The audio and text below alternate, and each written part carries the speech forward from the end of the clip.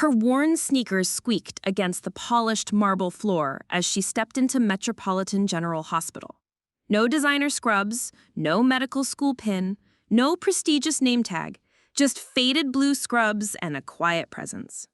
The doctors glanced up, then looked away with barely concealed dismissal.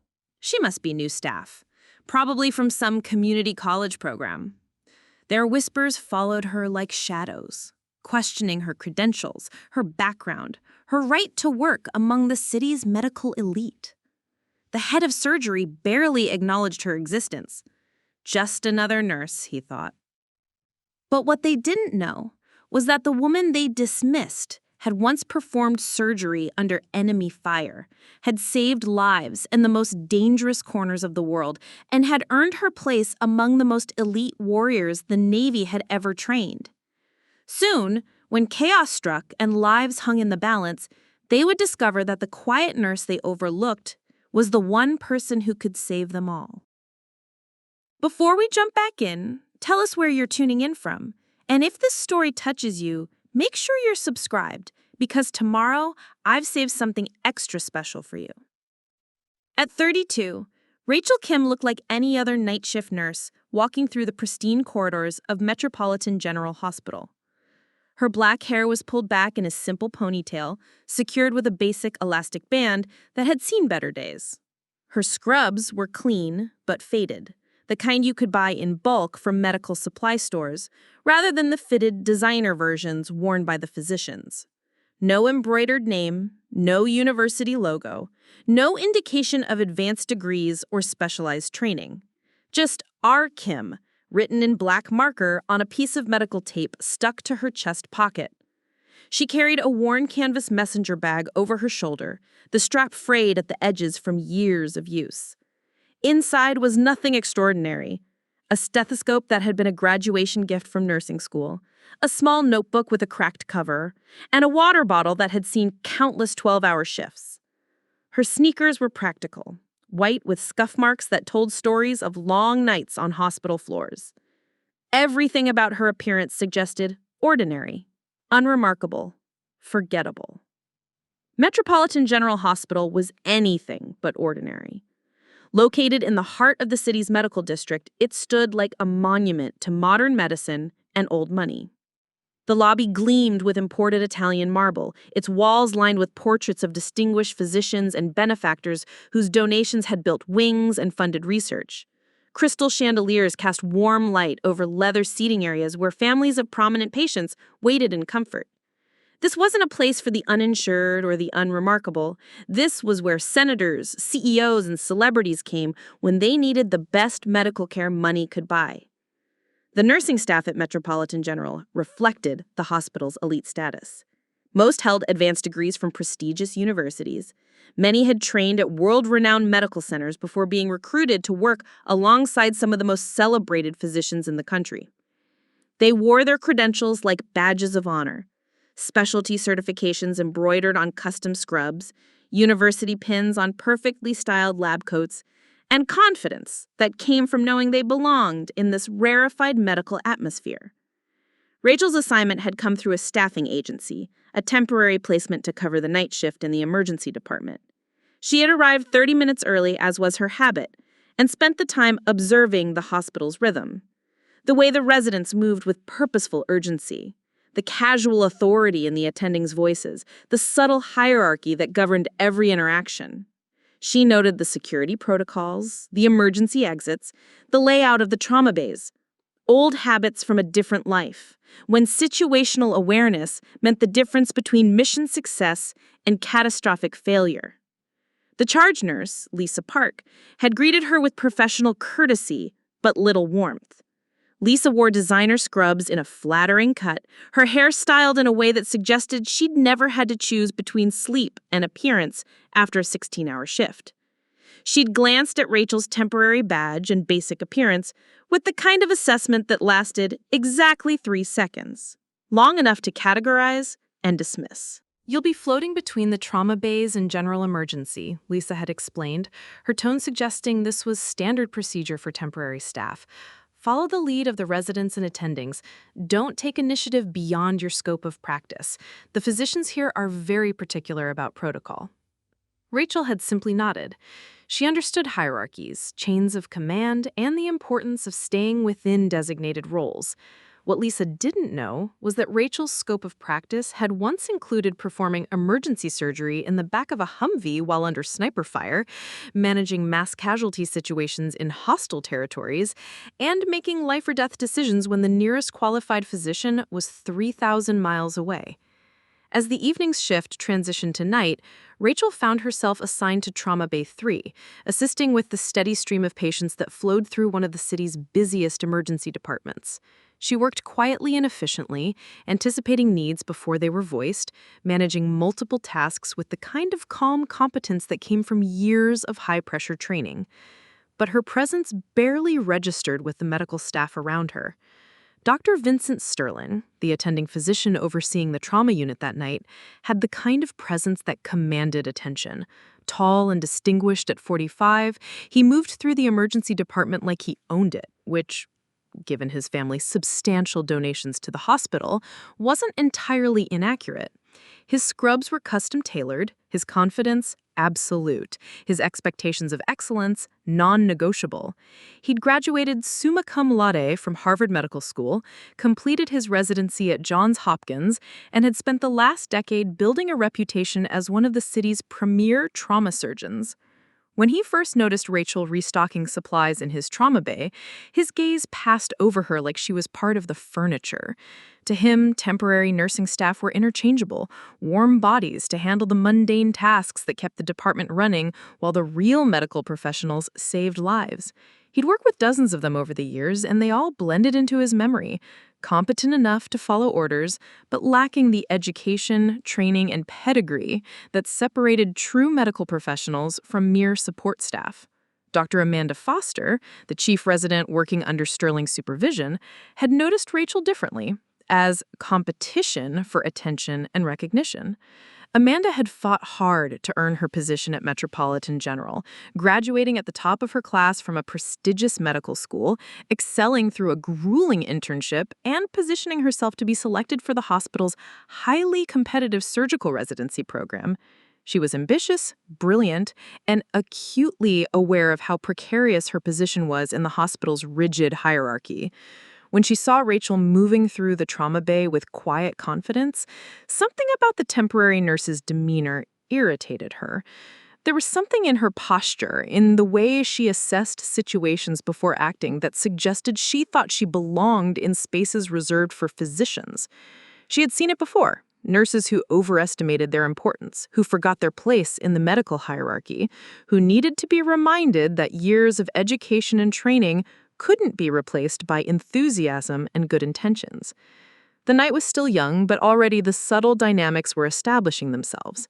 Rachel Kim, the temporary nurse with no credentials worth mentioning, moved through Metropolitan General Hospital like a ghost, present but unnoticed, competent but undervalued, carrying secrets that would soon reshape everything the medical elite thought they knew about qualification, competence, and the real meaning of being prepared to save lives.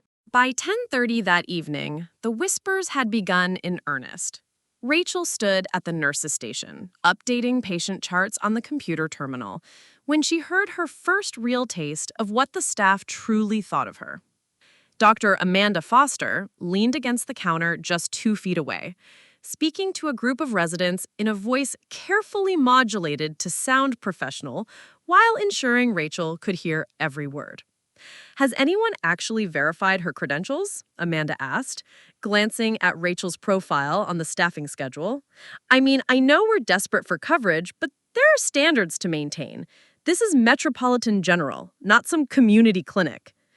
Dr. Michael Zhang, a second-year resident, eager to align himself with Amanda's rising star, chuckled softly. "I watched her start an IV earlier, took her 3 tries on an easy stick, made me wonder where exactly she trained." This was a lie. Rachel had successfully placed the IV on her first attempt, but truth mattered less than social positioning in the hospital's complex hierarchy. Rachel continued typing, her expression unchanged. She'd learned long ago that responding to provocations often validated them. In her previous life, maintaining operational security meant never revealing more than absolutely necessary, even when accusations stung. The muscle memory of that discipline served her well now. Dr. Sterling approached the nurse's station, reviewing patient files on his tablet. Amanda seized the opportunity to escalate her commentary. Dr. Sterling, I'm a bit concerned about the temporary staffing situation tonight. I know we need coverage, but shouldn't there be some kind of vetting process? I mean, what if something serious comes in? Sterling glanced up from his tablet, his gaze settling on Rachel for the first time that evening with something approaching actual attention. He took in her appearance, the worn scrubs, the simple ponytail, the absence of any visible credentials or specialization pins that marked serious medical professionals. "What's her background?" he asked Amanda, as if Rachel weren't standing right there. Amanda consulted the staffing sheet with theatrical concern. Basic nursing degree from a state school, no specialty certifications listed, no trauma experience mentioned in her file. She's listed as general medical surgical nursing from some regional hospital I've never heard of. Rachel's jaw tightened almost imperceptibly. Her actual resume would have been impressive in any civilian medical setting. Trauma surgery experience that most emergency physicians never encountered, advanced life support training that exceeded most hospital standards, and medical skills honed in conditions that would break most of the staff currently judging her. But that resume lived in classified files, accessible only to those with the highest security clearances.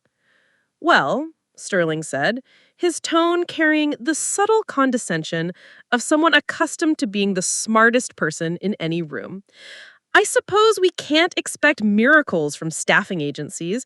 Just keep her on basic tasks. Vitals, medication administration, patient transport, nothing that requires real clinical judgment."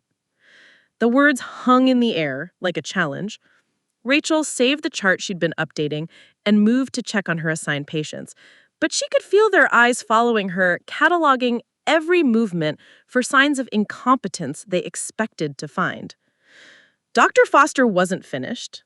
As Rachel walked past the break room 30 minutes later, she could hear Amanda's voice through the partially opened door, addressing a larger group of medical staff during their brief respite. "I'm just saying, we have a reputation to maintain. When families trust us with their loved ones, they expect a certain caliber of care. Can we really provide that with questionable staffing choices?"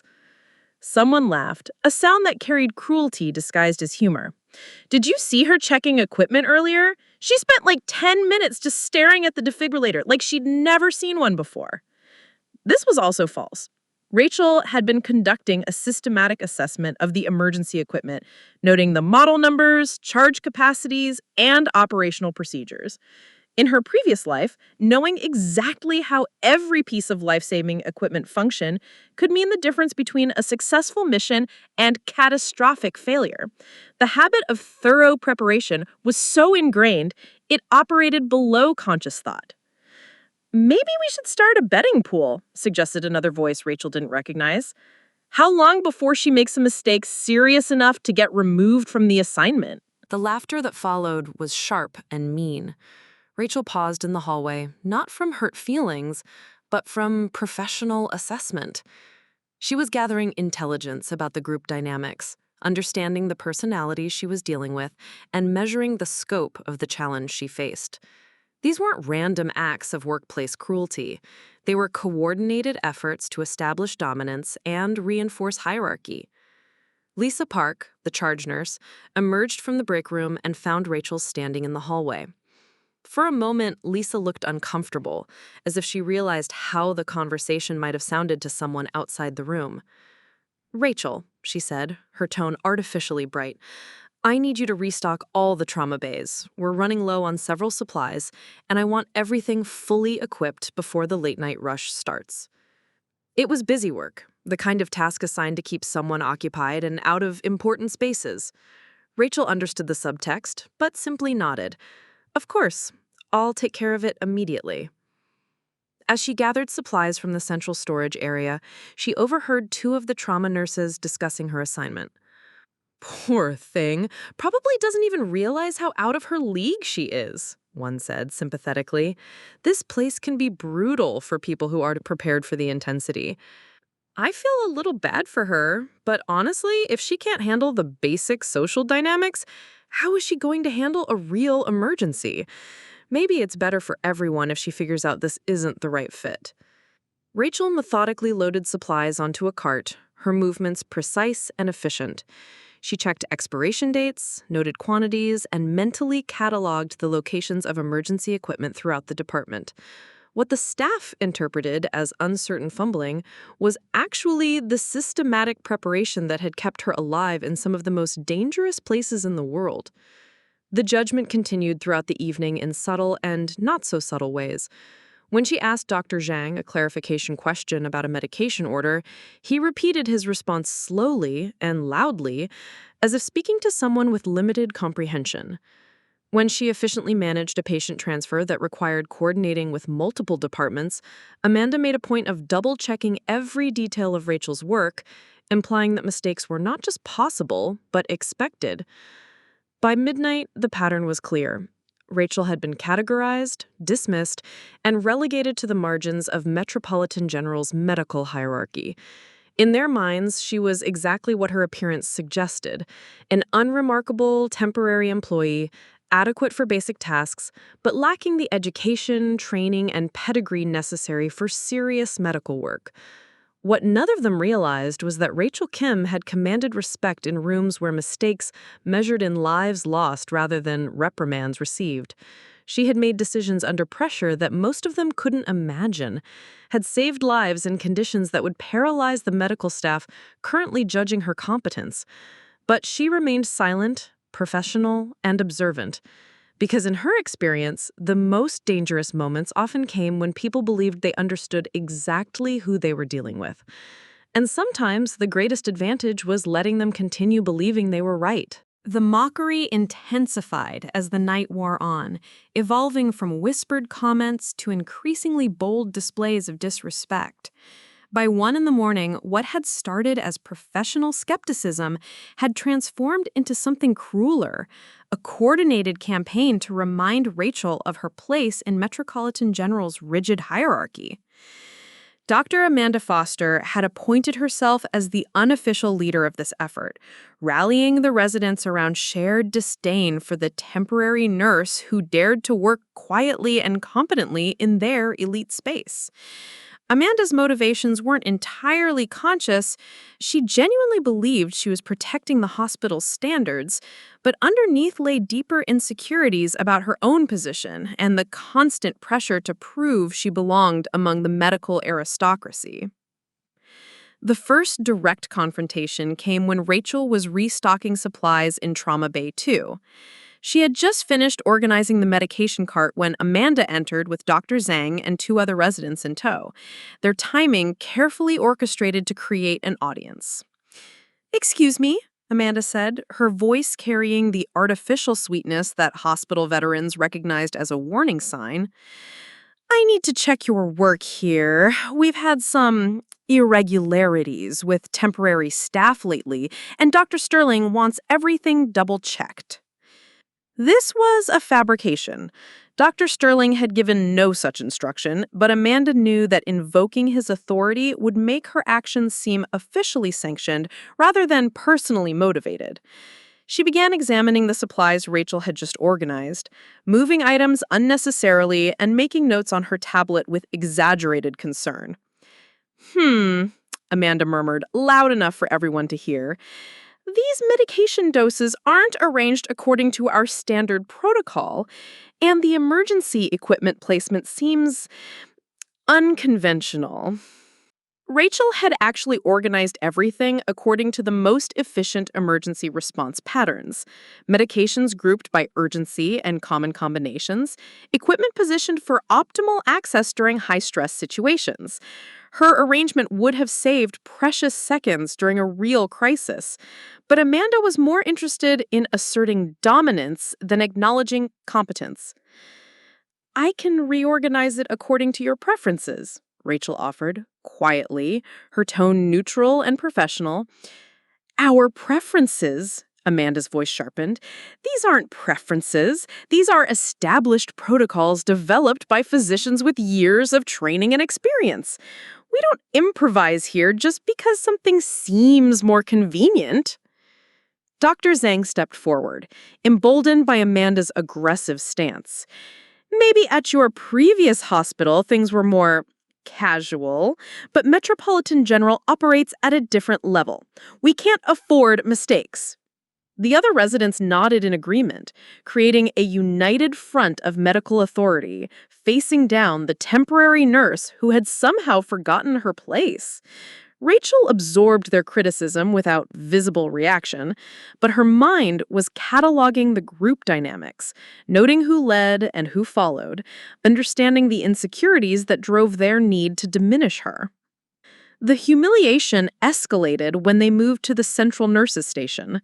Amanda had discovered that Rachel carried a small notebook where she jotted down observations about patient care, medication protocols, and emergency procedures. To Amanda, this looked like evidence of incompetence. A nurse who couldn't remember basic information without constant reference materials. Is this really necessary? Amanda asked, holding up the notebook like evidence in a trial. Are you unable to retain standard nursing protocols without constant reference materials? Several nurses at nearby workstations looked up, drawn by the commotion. Rachel could see the mixture of curiosity and discomfort on their faces. Some clearly enjoyed the drama, others seemed embarrassed by the public display, but none intervened on her behalf. I like to document observations about different facilities' procedures, Rachel explained calmly. It helps me provide better patient care by understanding local protocols. Local protocols, Dr. Zhang laughed, a sound devoid of humor.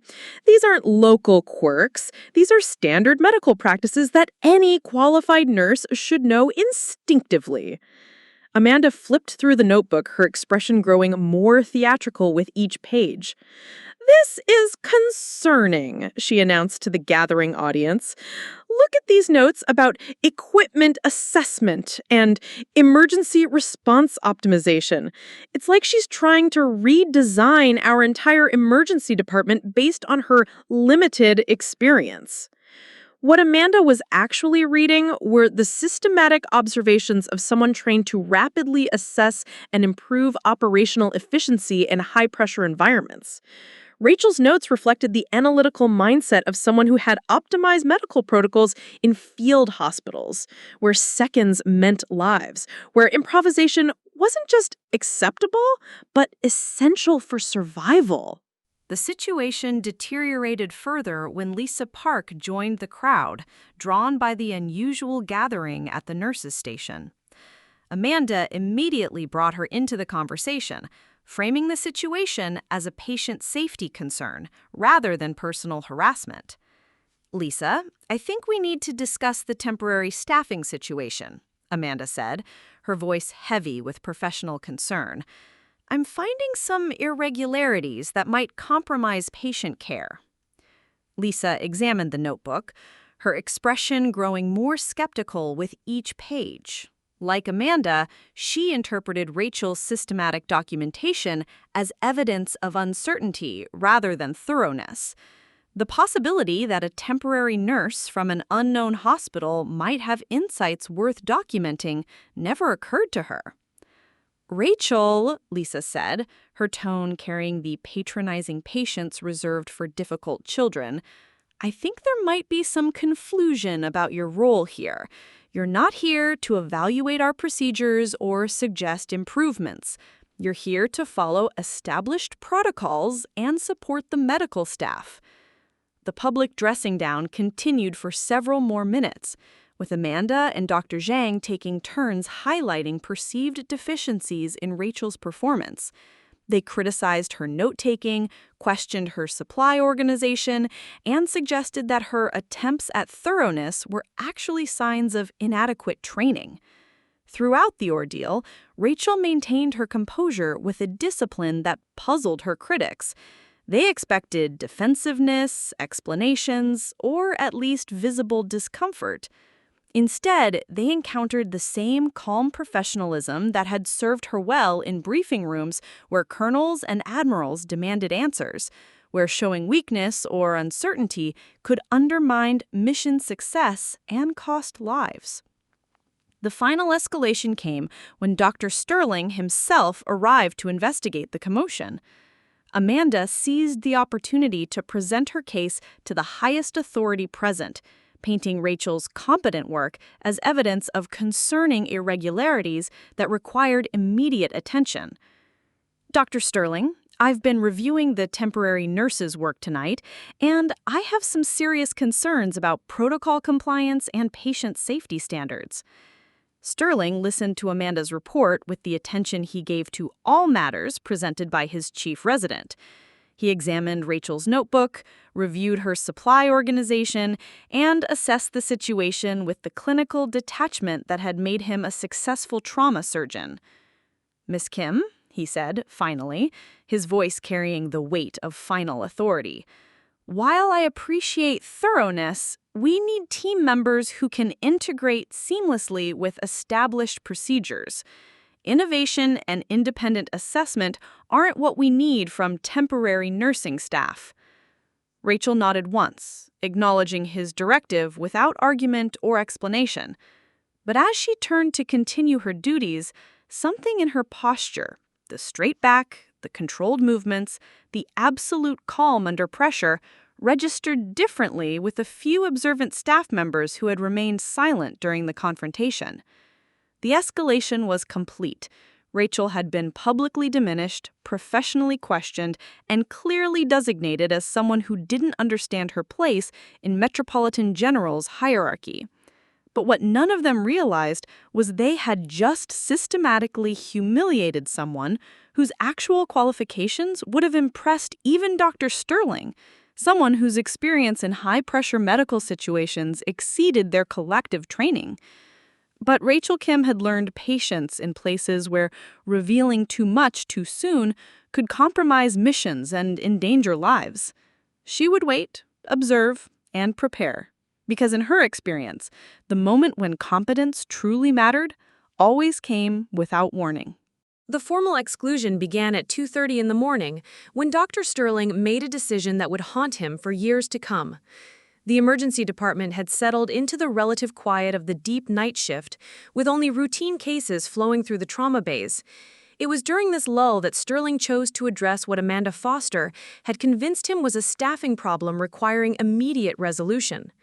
Rachel was updating patient charts at a workstation near Trauma Bay 1 when Sterling approached, accompanied by Lisa Park and Dr. Foster.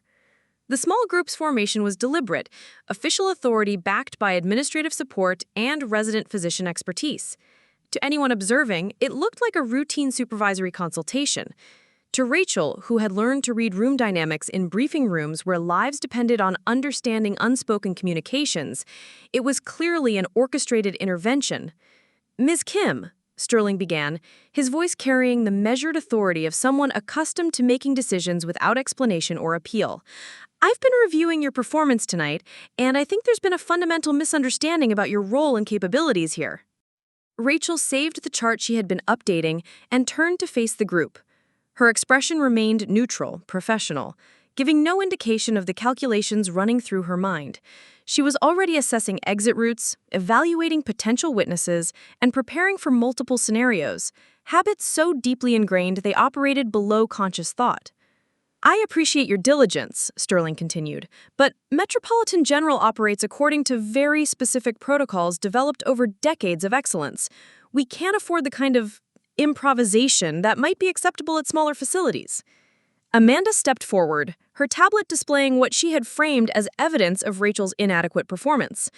"We've documented several instances of protocol deviations, unauthorized equipment assessments, and concerning gaps in basic nursing knowledge. For patient safety, we need to restrict your duties to the most basic supportive functions." Lisa Park nodded in agreement, though her expression suggested some discomfort with the public nature of the dressing down. Rachel, you'll be reassigned to general patient care in the medical wing. Vitals, medication administration under direct supervision, basic comfort measures. No emergency department duties, no trauma response, no independent clinical decisions. The demotion was comprehensive and humiliating. In hospital hierarchies, being removed from emergency medicine and assigned to general medical care was equivalent to being declared incompetent for serious nursing practice. It sent a clear message to every staff member observing the interaction. This temporary nurse had been evaluated, found wanting, and relegated to work that required minimal skill or judgment. Additionally, Sterling added, consulting his own tablet, you're restricted from accessing trauma bays, emergency equipment storage, and the surgical preparation areas. Your badge will be updated to reflect these limitations. Rachel absorbed this information without visible reaction, though internally she was processing the implications. The restrictions would prevent her from familiarizing herself with emergency protocols, limit her ability to assist during serious medical emergencies, and effectively quarantine her from the areas where her specialized skills might prove most valuable. Dr. Zhang had joined the group, drawn by the unusual gathering of authority figures around the temporary nurse. His expression mixed satisfaction with curiosity. Satisfaction at seeing someone put in their proper place, curiosity about exactly what had prompted such decisive action. Is there a specific incident that triggered this reassignment? He asked, directing his question to Amanda rather than Rachel. Amanda consulted her tablet with theatrical precision. Multiple concerns. Unauthorized reorganization of emergency supplies, extensive note-taking suggesting unfamiliarity with standard protocols, questions about equipment usage that raised red flags about basic competency, and an overall approach that suggested she was evaluating rather than supporting our established procedures. Each criticism was technically accurate, but fundamentally misinterpreted. Rachel had reorganized supplies for optimal emergency efficiency, documented procedures to understand local variations, asked questions to clarify protocols she could improve, and evaluated systems with the analytical mindset that had saved lives in combat medical situations. But in the context of hospital politics and hierarchical sensitivity, these competent actions had been reframed as evidence of inadequacy. I understand, Rachel said simply, her voice carrying no hint of defensiveness or argument. I'll report to the medical wing and limit my duties as instructed. Her calm acceptance puzzled the group. They had expected some kind of pushback, some attempt to defend her actions or explain her background. Instead, they encountered the same composed professionalism that had characterized her entire evening at Metropolitan General. Sterling studied her for a moment, perhaps sensing something beneath the surface that didn't align with their assessment of her capabilities. But Amanda's concerns had been presented as patient safety issues, and in hospital administration, patient safety trumped all other considerations. Your supervising nurse in the medical wing will be Rebecca Torres, Lisa announced, reading from her tablet. She'll orient you to the unit's specific procedures and ensure you understand the scope of your revised duties. The meeting was clearly over. Sterling had delivered his decision. Amanda had achieved her objective of removing Rachel from the emergency department, and Lisa had implemented the administrative changes necessary to make the reassignment official. Rachel was no longer their concern. She had been categorized, contained, and relegated to a role that matched their assessment of her limited capabilities. As the group dispersed, Rachel gathered her few personal items and prepared to leave the emergency department.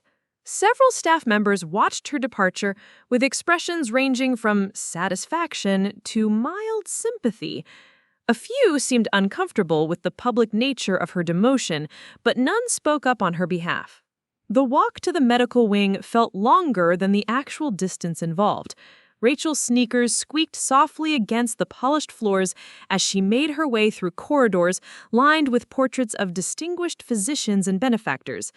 Each step took her further from the high-intensity emergency medicine where her specialized skills might prove valuable, closer to routine patient care that would utilize only a fraction of her actual capabilities. Rebecca Torres was waiting when Rachel arrived at the medical wing nurses' station. In her mid-40s, with graying hair and kind eyes, she had spent 20 years working in various hospital departments. had seen temporary staff come and go, had witnessed the political maneuvering that sometimes determined assignments, and had learned to reserve judgment until she could evaluate people based on their actual work rather than their reputations. "Rachel," she asked, extending her hand with genuine warmth, "I'm Rebecca. I heard you'll be working with us for the rest of your assignment." Rachel shook her hand, grateful for the first genuinely welcoming interaction she had experienced all evening. "Yes, ma'am. I'm ready to help however you need me." Rebecca studied Rachel's face, noting the composed professionalism that seemed inconsistent with someone who had supposedly been demoted for incompetence. Something about Rachel's posture, her calm confidence, her immediate willingness to adapt to new circumstances suggested a depth of experience that the official story didn't explain. "Well," Rebecca said, diplomatically, "I'm sure we'll work well together. Let me show you around the unit and introduce you to tonight's patients."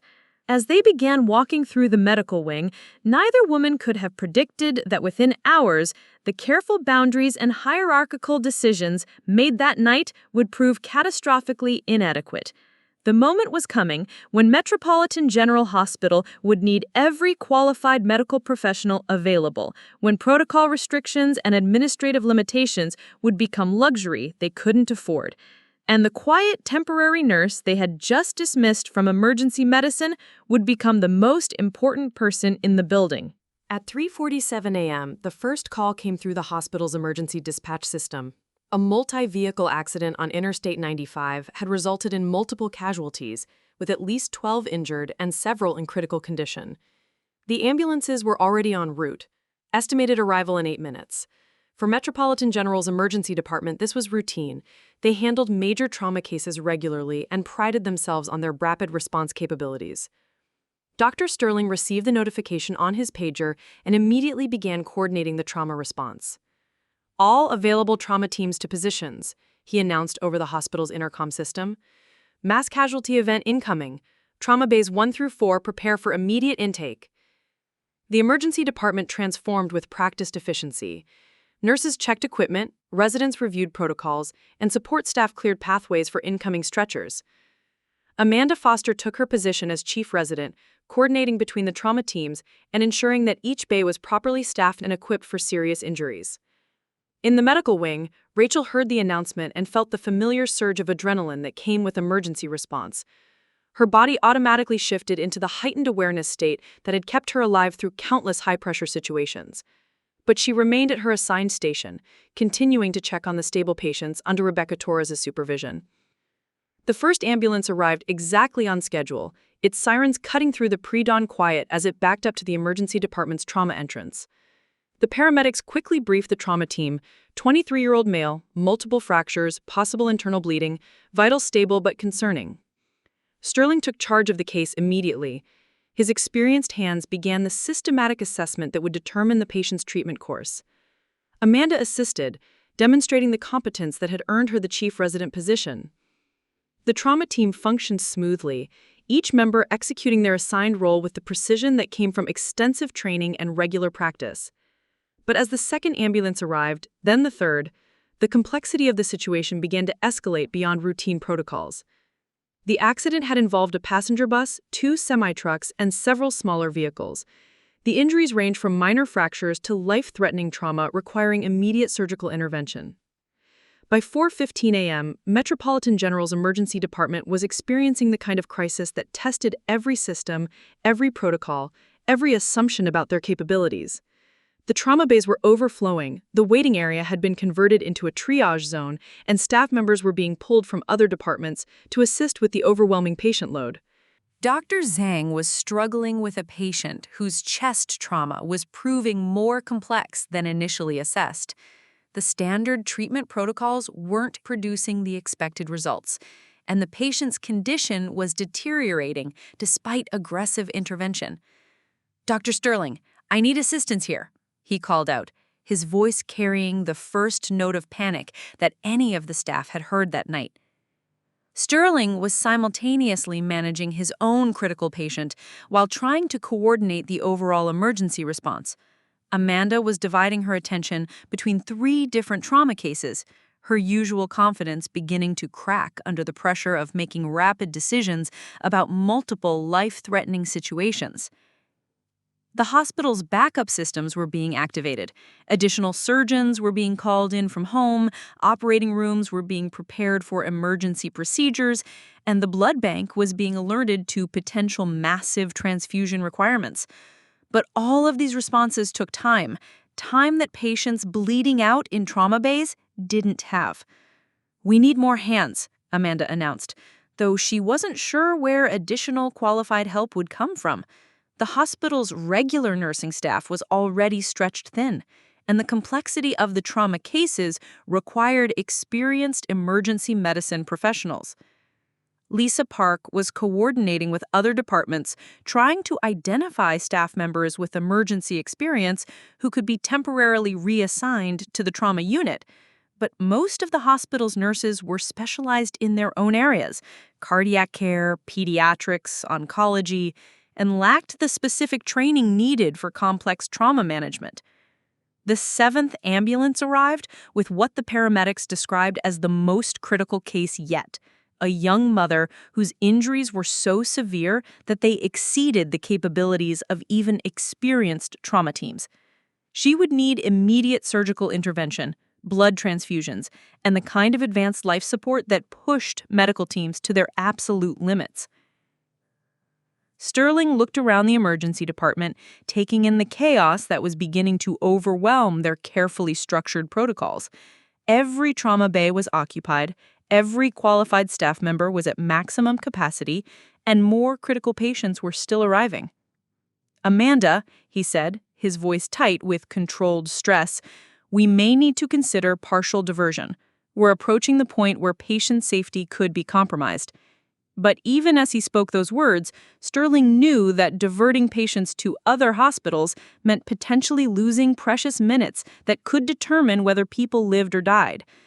The accident had occurred closest to Metropolitan General, and they had the most advanced trauma facilities in the region. In the medical wing, Rachel continued her assigned duties, but her attention was increasingly focused on the emergency communications echoing through the hospital corridors.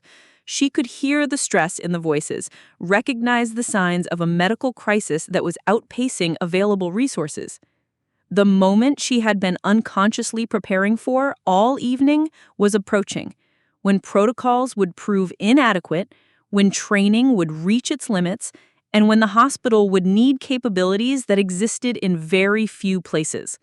Capabilities that were currently restricted to the medical wing, assigned to basic patient care, dismissed as inadequate for serious emergency medicine. The crisis was accelerating, and soon Metropolitan General Hospital would face a choice: maintain their hierarchical restrictions or acknowledge that they needed every qualified medical professional available, regardless of their assumptions about temporary staff from unknown hospitals. The test was coming, and it would determine not just who lived or died that night, but whether the medical elite's judgments about competence and qualifications would prove accurate or catastrophically wrong. By 4:45 a.m., the carefully orchestrated systems of Metropolitan General Hospital were collapsing under the weight of the crisis. What had begun as a manageable mass casualty event had evolved into a nightmare scenario that exposed the limitations of even the most prestigious medical facilities when pushed beyond their designed capacity. Dr. Sterling stood in the center of Trauma Bay 1, his hands covered in blood, his usual commanding presence fractured by the realization that his patient was dying, despite everything they were doing. The young mother from the 7th ambulance lay on the table before him, her injuries so severe that standard trauma protocols seemed inadequate to address the cascading failures occurring throughout her body. "Blood pressure is dropping again," announced the trauma nurse monitoring vitals, her voice tight with controlled panic. 80/40 and falling. "Push another unit of O-negative, Sterling ordered, though he knew they were fighting a losing battle. The woman's internal bleeding was too extensive, occurring in multiple locations simultaneously, and their attempts to control it were like trying to stop a dam break with Band-Aids. In Trauma Bay 2, Dr. Zhang was experiencing his own crisis of confidence. The chest trauma patient who had seemed stabilized was suddenly deteriorating rapidly, developing complications that exceeded Zhang's experience level. The standard protocols he had memorized weren't addressing the unique combination of injuries, and his attempts at improvisation were making the situation worse. "Dr. Sterling, I need immediate assistance," Zhang called out, his voice carrying the unmistakable note of desperation that comes when a physician realizes they are out of their depth. But Sterling couldn't respond. He was completely absorbed in his own failing case, using every technique he knew to try to save the young mother whose life was slipping away with each passing minute. The prestigious training, the years of experience, the cutting-edge equipment, none of it seemed sufficient for the complex, multi-system trauma cases that were overwhelming their capabilities. Amanda Foster was managing Trauma Base 3 and 4 simultaneously, a task that would have challenged even the most experienced emergency physicians. She was making rapid decisions about triage priorities, treatment sequences, and resource allocation, but the volume and complexity of cases was forcing her into choices she wasn't prepared to make. "The elderly cardiac patient in Bay 4 is crashing," reported one of the nurses. "His heart can't handle the stress of the trauma response." "And the pregnant woman in Bay 3 is showing signs of fetal distress," added another. "We may need emergency C-section capabilities." Amanda felt the walls closing in around her. Every decision required immediate action, but she lacked the experience to confidently manage so many critical cases at once. The theoretical knowledge from medical school and residency training seemed inadequate when faced with the brutal reality of multiple people dying simultaneously. The communication systems were breaking down as well. With every qualified staff member at maximum capacity, there was no one available to coordinate between the trauma bays, communicate with incoming ambulances, or manage the overall emergency response. Critical information was being lost, treatment decisions were being made in isolation, and the careful protocols that normally ensured quality care were crumbling under the pressure. Lisa Park was desperately trying to coordinate additional resources, but the hospital's backup systems were proving inadequate for the scale of the crisis. The additional surgeons being called in from home wouldn't arrive for at least 30 minutes. The operating rooms were being prepared, but patients were dying in the trauma bays before they could be stabilized enough for surgery.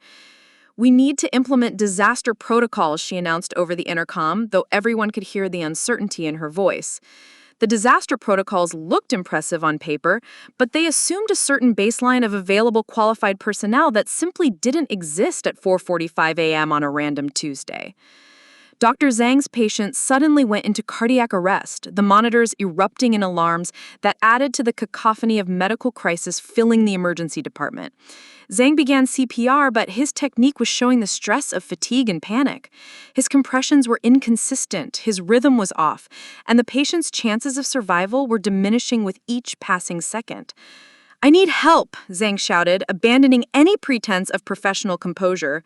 But there was no one available to take over.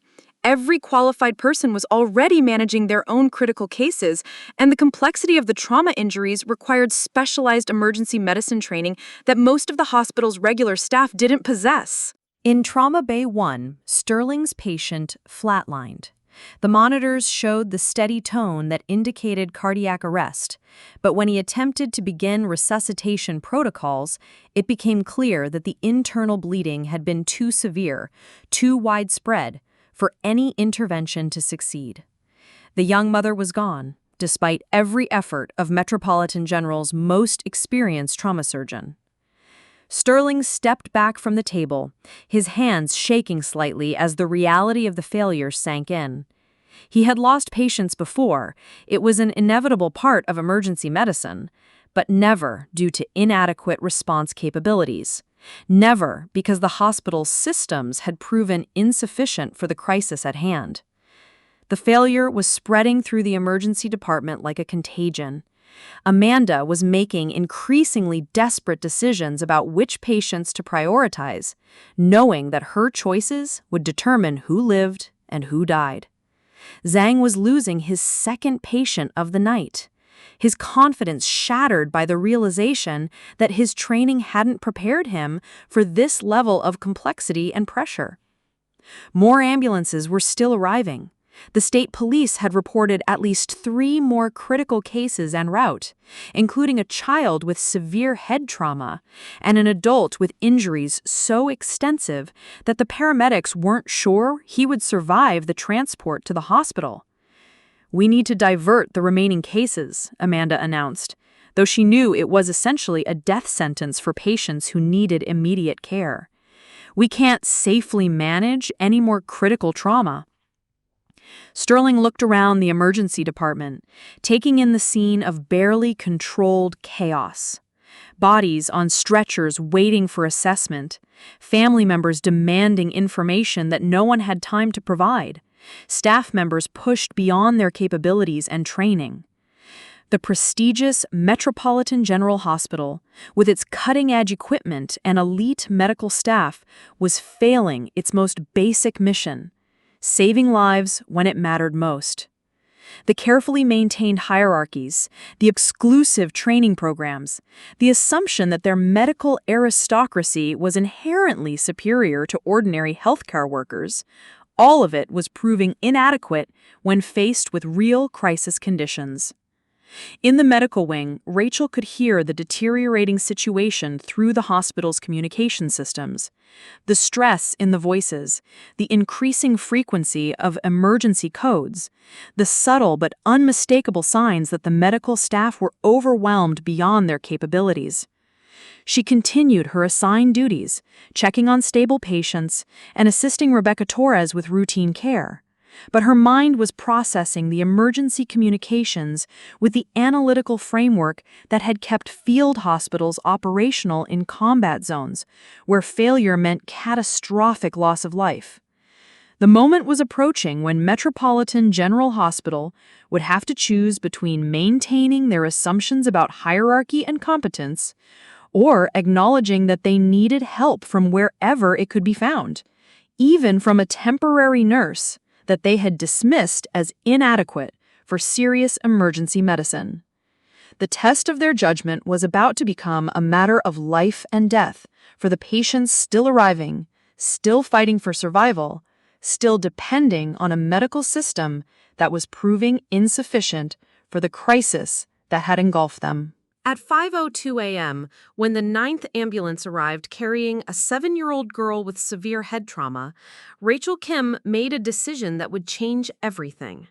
She had been monitoring the emergency communications from the medical wing, listening to the escalating desperation in the voices echoing through the hospital corridors, and watching Rebecca Torres grow increasingly worried about the crisis unfolding in the emergency department. "They're overwhelmed," Rebecca said quietly, checking her phone for updates from colleagues in the trauma unit. "I've never heard Dr. Sterling sound like that. And Amanda Foster just requested all available staff with any emergency experience to report to the trauma base immediately." Rachel set down the medication chart she had been updating and looked directly at Rebecca. "I need to help them." "Rachel, you're restricted from the emergency department," Rebecca replied, though her tone suggested she was questioning the wisdom of those restrictions. "Dr. Sterling was very clear about your assignment limitations." "People are dying," Rachel said simply, her voice carrying a quiet authority that Rebecca had never heard before. "I have experience that could help." Without waiting for permission, Rachel walked toward the emergency department. Her sneakers moved silently across the polished floors, her pace deliberately calm despite the urgency driving her forward. She had learned long ago that panic was contagious in crisis situations, and that projecting calm confidence could stabilize entire teams under pressure. The scene that greeted her in the emergency department was worse than she had imagined. Bodies on stretchers lined the hallways, family members clustered in corners demanding information that overwhelmed staff couldn't provide, and the sound of medical alarms created a constant backdrop of technological distress. Dr. Zhang was in the middle of losing his 3rd patient, his hand shaking as he attempted a procedure he had practiced in simulation but never performed under real crisis conditions.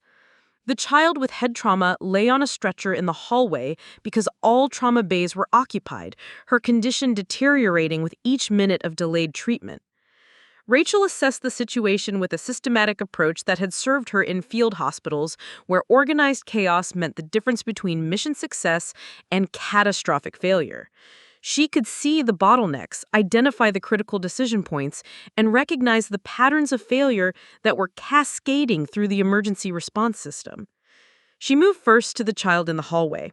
Without announcing herself or asking permission, she began a rapid but thorough neurological assessment, her hands moving with the precision that came from years of treating head trauma in combat conditions where improvisation and speed were essential for survival.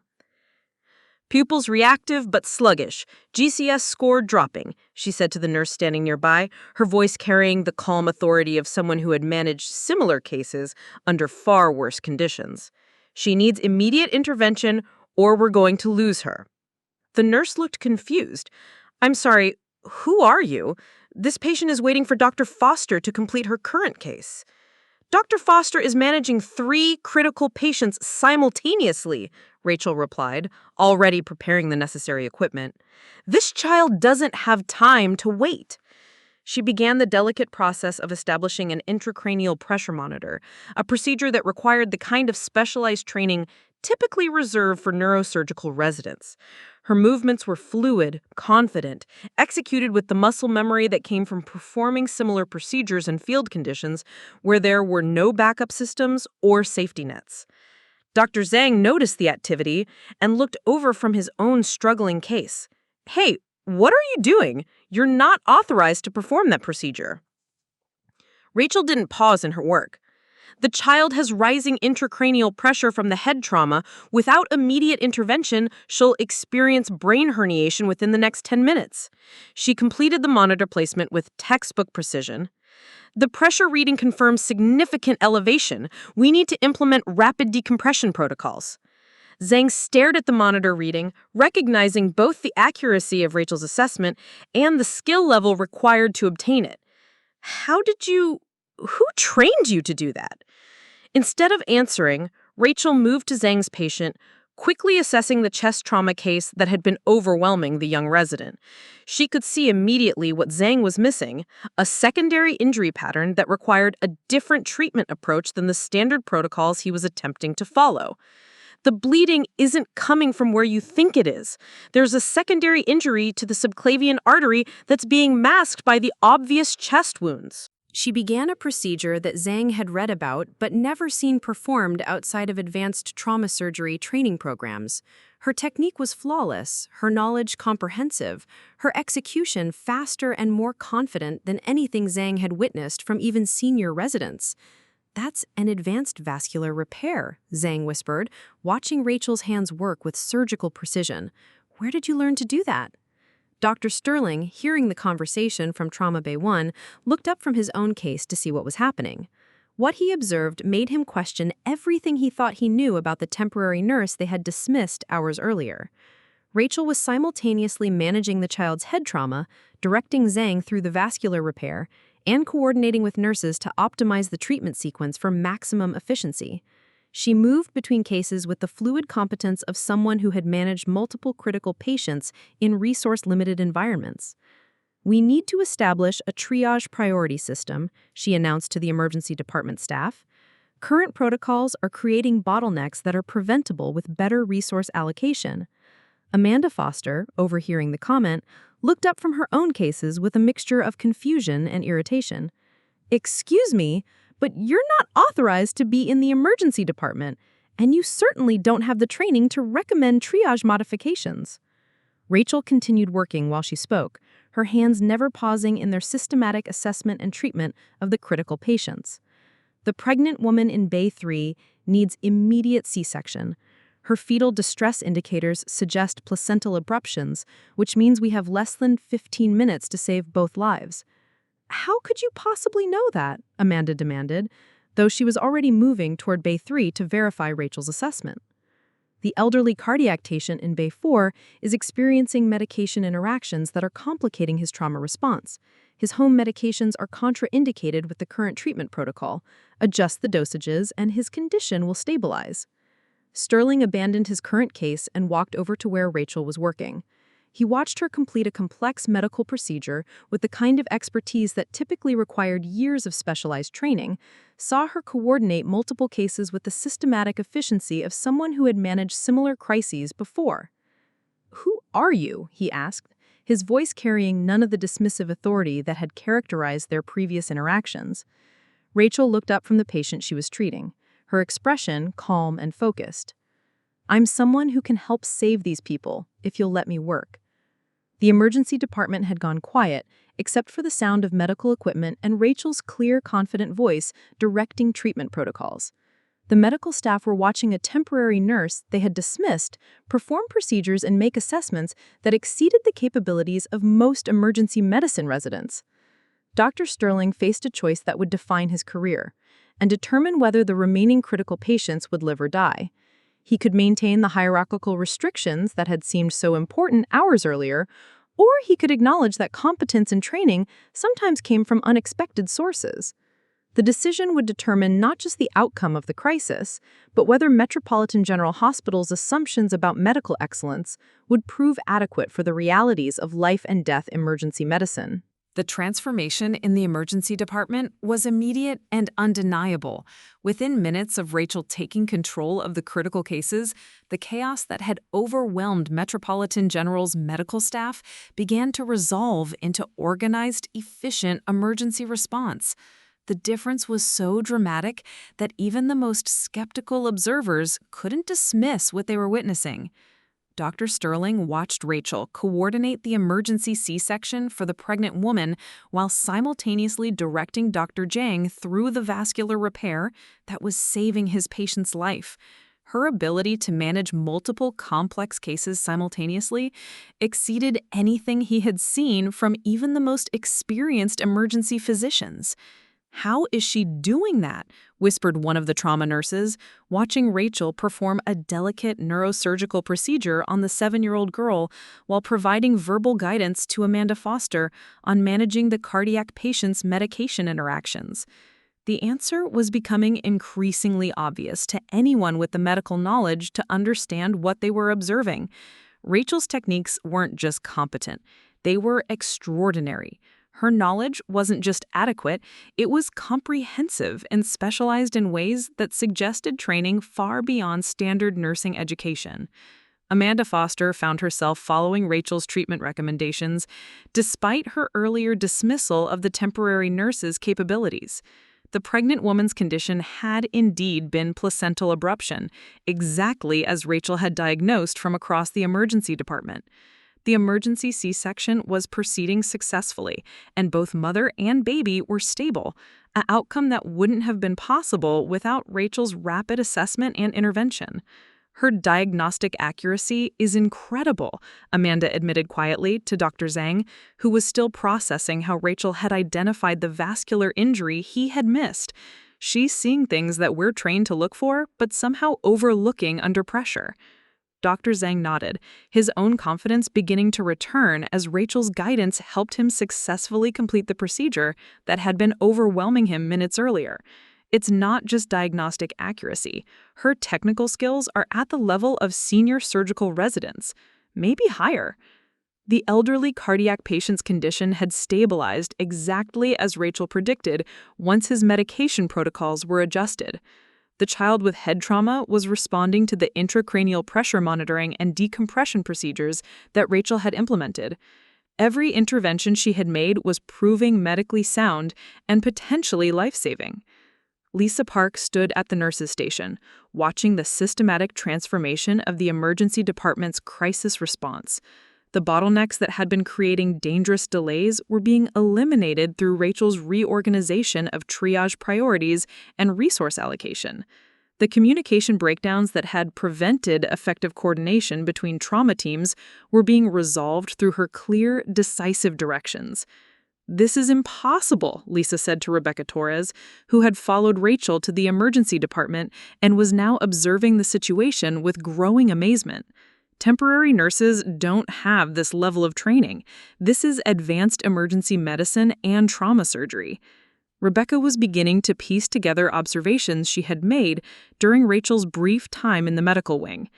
the systematic way Rachel had assessed equipment and procedures, the questions she had asked about emergency protocols, the calm confidence she had maintained even during the public humiliation earlier in the evening. She never seemed like just a temporary nurse, Rebecca said thoughtfully.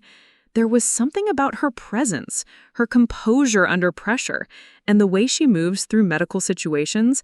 It's like she's done this before. A lot. Dr. Sterling was conducting his own analysis, mentally reviewing Rachel's performance against his decades of experience in emergency medicine. Her procedural skills were flawless, her diagnostic capabilities were exceptional, and her ability to manage multiple critical cases simultaneously exceeded the performance of most attending physicians he knew. But it was more than technical competence. Rachel demonstrated the kind of calm, decisive leadership that emerged only from extensive experience in high-pressure medical situations. She wasn't following protocols she had memorized. She was adapting and improvising based on deep understanding of trauma medicine and emergency response. Dr. Sterling called one of the trauma nurses. The last ambulance is arriving. Paramedics are reporting massive trauma, multiple system failures. They're requesting immediate surgical intervention. Sterling looked at the emergency department, now functioning smoothly under Rachel's coordination, then at Rachel herself, who was completing the neurosurgical procedure on the child while simultaneously reviewing the treatment plans for all the other critical patients. "Rachel," he said, his voice carrying none of the dismissive authority from their earlier interactions, "I need to ask you directly, what is your actual medical background?" Rachel looked up from her current patient, her hands still working with precise efficiency. "I'm a registered nurse, as stated in my credentials." "That's not what I'm asking," Sterling replied firmly. "Registered nurses don't perform the procedures you've been doing tonight. They don't have the diagnostic capabilities you've demonstrated. They don't coordinate trauma responses with the expertise you've shown." The emergency department had grown quiet, except for the steady sounds of medical equipment and monitoring devices. The medical staff were listening, waiting for an explanation that would make sense of what they had witnessed.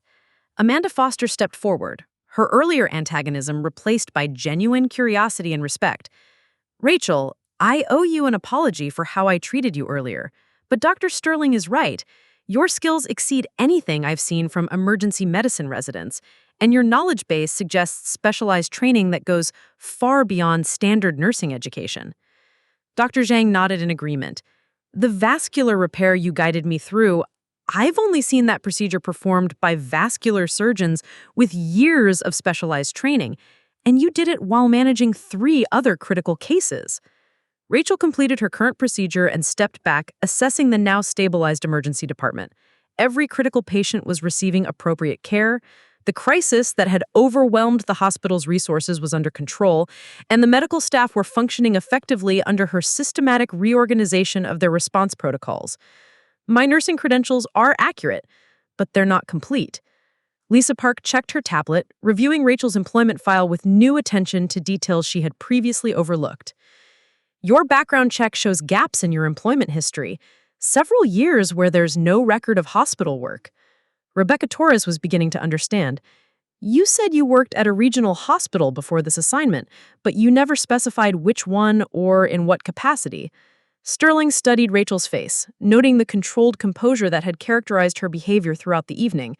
Even under intense questioning, even after demonstrating extraordinary medical capabilities, she maintained the same calm professionalism that had puzzled him during their earlier interactions. "The way you manage crisis situations, the systematic approach to emergency response, the ability to coordinate multiple teams under extreme pressure, that's not just medical training. That's military medical training." The words hung in the air like a revelation waiting to be confirmed. The medical staff looked at Rachel with new understanding, seeing her previous behavior through a different lens. Her note-taking, her equipment assessments, her systematic observation of hospital protocols, all of it suggested someone with military experience evaluating civilian medical capabilities. Rachel met Sterling's gaze directly, her expression giving nothing away. But in the silence that followed, the sound of rotors could be heard approaching the hospital. Distant at first, then growing louder as a military helicopter descended toward the landing pad that Metropolitan General maintained for emergency medical transport.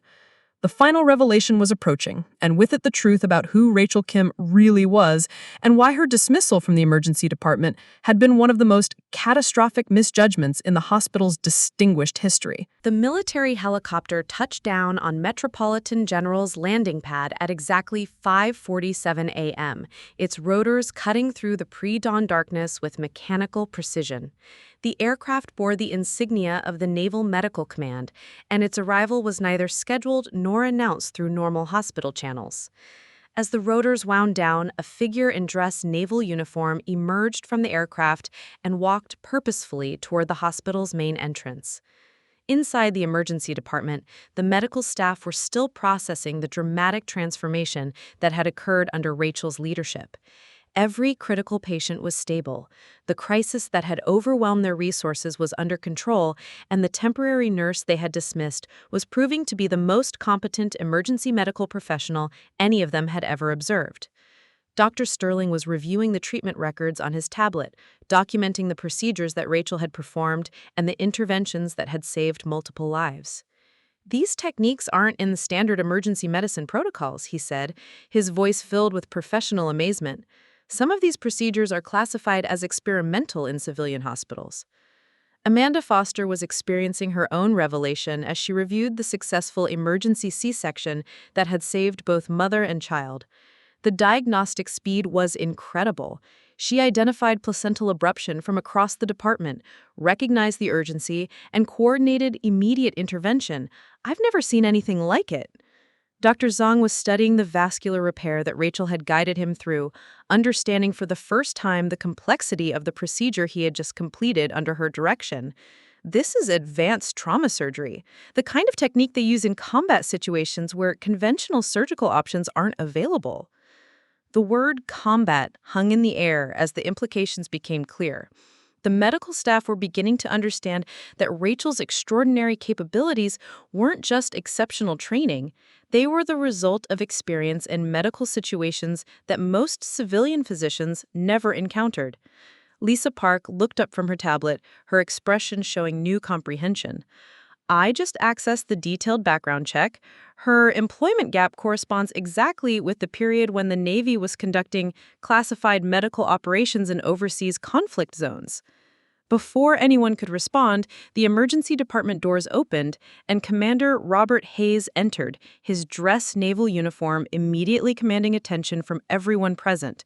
He was tall, distinguished, with the bearing of someone accustomed to military command, and his presence transformed the civilian hospital environment into something approaching a formal military briefing. "Where is Lieutenant Commander Kim?" he asked, his voice carrying the authority of someone who expected immediate answers. The medical staff turned as one to look at Rachel, who was completing her assessment of the child with head trauma. She looked up at the sound of her military rank, her expression showing the first crack in the controlled composure she had maintained throughout the evening. Commander Hayes walked directly to where Rachel stood, his path through the emergency department as purposeful as a parade march. When he reached her, he came to attention and delivered a sharp, formal military salute. "Lieutenant Commander Rachel Kim, United States Navy Medical Corps, Special Operations Command. By order of the Chief of Naval Operations, you are requested to report for immediate consultation regarding the medical crisis at Metropolitan General Hospital."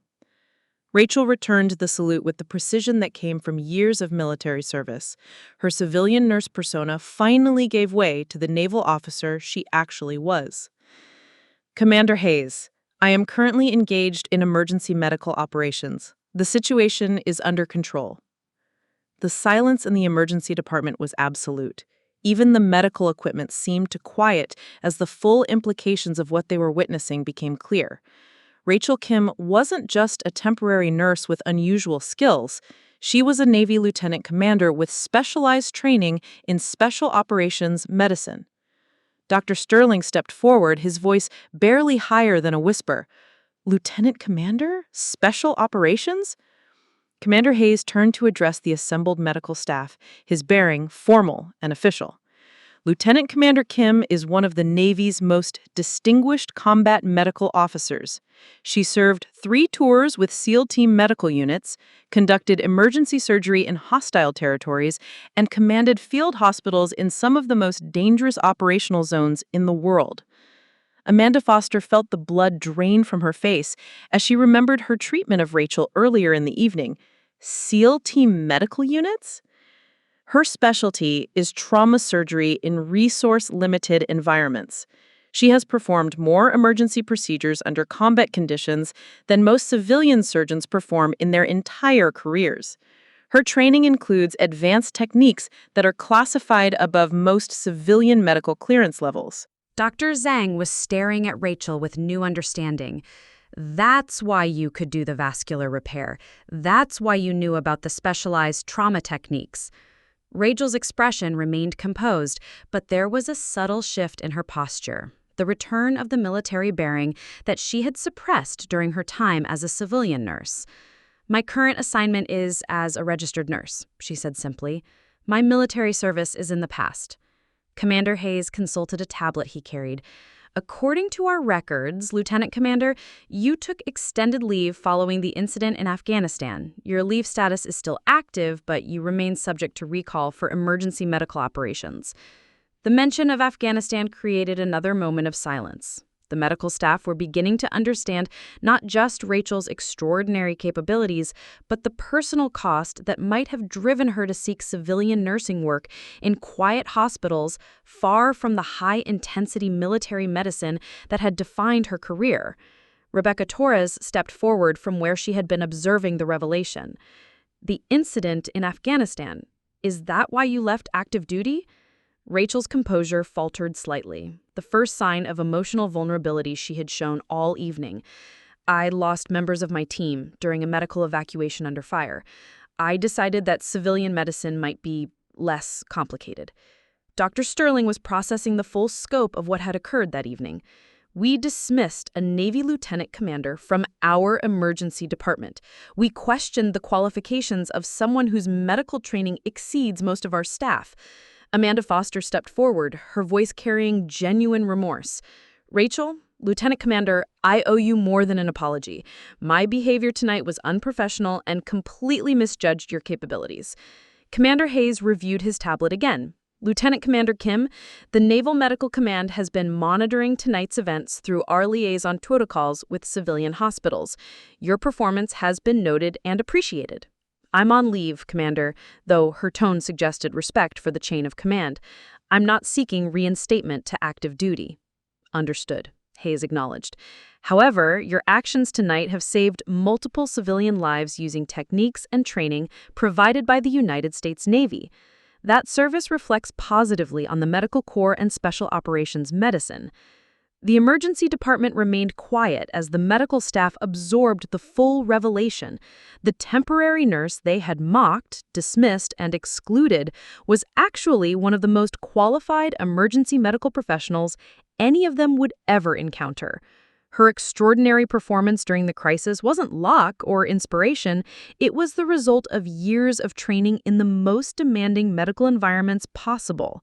Dr. Sterling looked around the emergency department, taking in the stable patients, the organized response systems, and the successful outcomes that had seemed impossible an hour earlier. "Dr. Kim, I need to ask, would you consider a permanent position with our emergency department?" Rachel smiled slightly, the first genuine expression of humor she had shown all evening. "I think I'll stick with civilian nursing for now, Dr. Sterling, but thank you for the offer."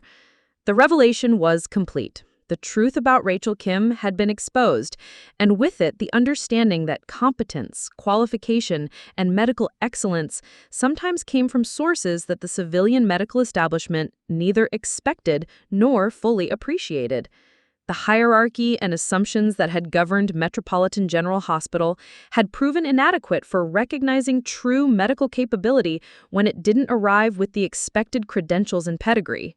The morning sun was beginning to filter through the windows of Metropolitan General Hospital as the crisis that had tested every assumption about medical competence and professional hierarchy finally reached its resolution. Commander Hayes completed his official documentation, while Rachel finished her final assessments of the patients whose lives she had saved through interventions that the hospital's regular staff had been unable to provide. Dr. Patricia Wells, the chief of staff, arrived at the emergency department just as the last critical patient was being transferred to the intensive care unit in stable condition. She had been called in to address what the night supervisor had described as irregularities in emergency protocols and staffing decisions that require immediate administrative review. What she found instead was an emergency department functioning with unprecedented efficiency, a collection of successfully treated trauma cases that by all accounts should have resulted in multiple fatalities, and a staff of physicians and nurses who were experiencing a fundamental reassessment of their professional assumptions. "Dr. Sterling," she said, approaching the trauma unit director with the expectation of receiving a standard crisis debrief. "I understand we had some challenges with the mass casualty event tonight." Sterling looked up from his tablet, where he had been documenting the extraordinary medical procedures that had been performed under Rachel's coordination. "Dr. Wells, I need to discuss some serious errors in judgment that occurred tonight.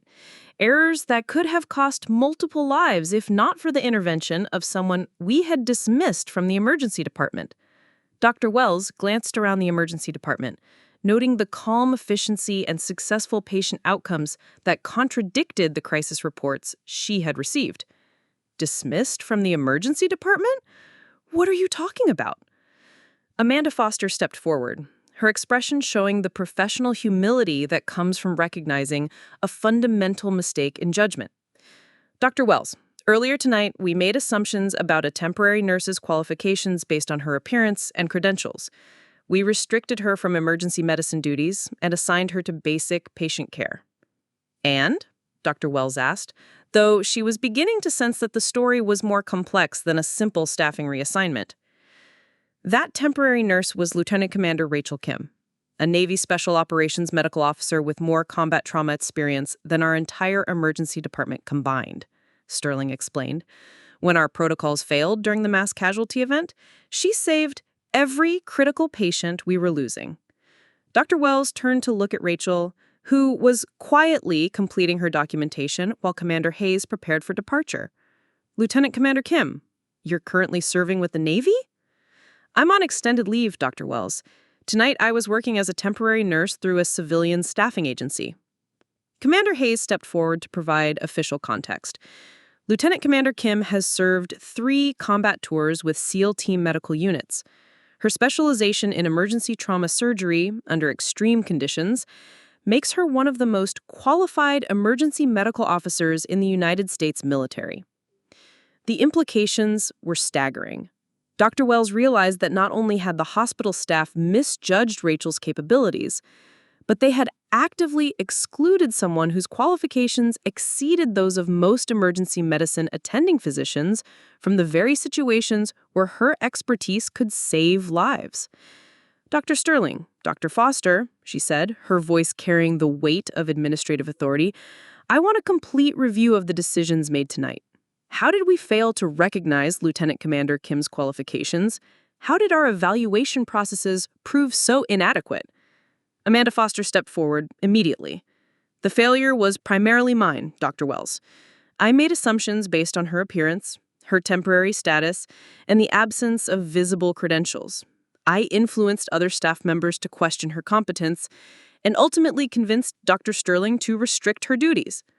Dr. Jang stepped forward as well. "I participated in the dismissive treatment, Dr. Wells.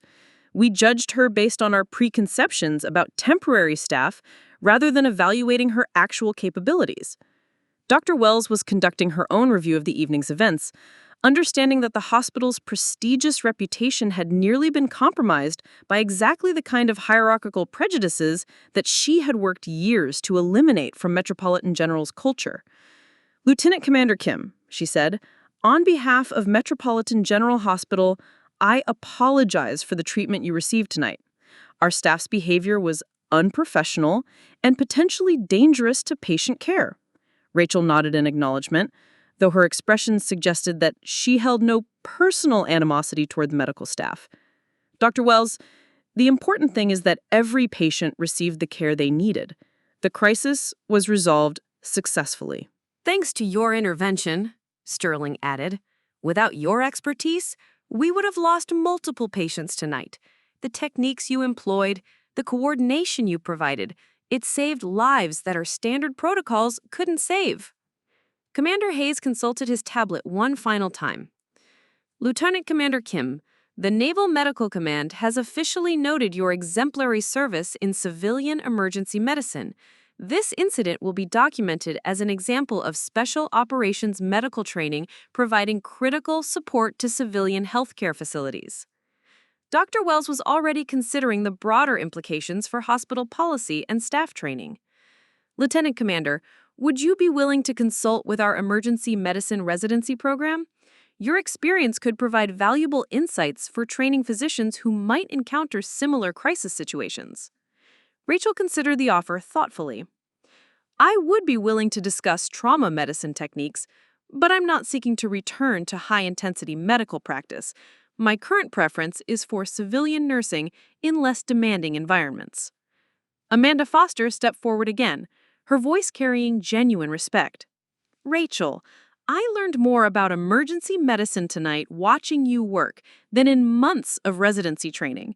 Your ability to manage multiple critical cases while maintaining systematic assessment and treatment protocols. It was extraordinary. Dr. Zhang nodded in agreement. The procedures you guided me through will make me a better physician, but more importantly, you showed me how to maintain competence under pressure that exceeds normal training scenarios. Rebecca Torres, who had been observing the resolution from the medical wing, joined the conversation. Rachel, I hope you'll consider staying at Metropolitan General. We could use someone with your expertise and your approach to patient care. Rachel smiled, the first genuinely warm expression she had shown since arriving at the hospital the previous evening. I appreciate the offer, Rebecca, but I think my time as a temporary nurse here has accomplished what it needed to accomplish. Commander Hayes prepared to escort Rachel to the waiting helicopter. Lieutenant Commander, your transportation back to base is ready when you are. Actually, Commander, I'll be completing my civilian transportation arrangements. My leave status remains active, and I have other temporary nursing assignments scheduled. As Rachel gathered her simple canvas messenger bag and prepared to leave Metropolitan General Hospital, the medical staff who had dismissed her 12 hours earlier watched with new understanding of what true medical competence looked like when it didn't arrive with the expected credentials, pedigree, or institutional recognition. Dr. Wells made a final administrative note on her tablet. Effective immediately, I want a complete review of our temporary staffing evaluation procedures. We cannot afford to make these kinds of misjudgments about qualified medical professionals. Rachel walked toward the hospital's main entrance, her worn sneakers squeaking softly against the polished floors, her faded scrubs unchanged from the beginning of her shift. She looked exactly as she had arrived, an unremarkable temporary nurse with no visible credentials or impressive background. But she left behind a transformed emergency department, a humbled medical staff, and a profound lesson about the difference between apparent qualifications and actual competence. Sometimes the most extraordinary medical professionals arrived in the most ordinary packages, and sometimes the greatest expertise came from experiences that civilian medicine rarely encountered or acknowledged. The crisis at Metropolitan General Hospital was over, but the lessons learned that night would influence how the medical staff evaluated competence, respected experience, and recognized excellence for years to come. Rachel Kim had reminded them that in emergency medicine, what mattered wasn't where someone had trained or what credentials they displayed. What mattered was whether they could save lives when everything else failed. Up next, you've got 2 more standout stories right on your screen. If this one hit the mark, you won't want to pass these up. Just click and check them out. And don't forget to subscribe and turn on the notification bell so you don't miss any upload from us.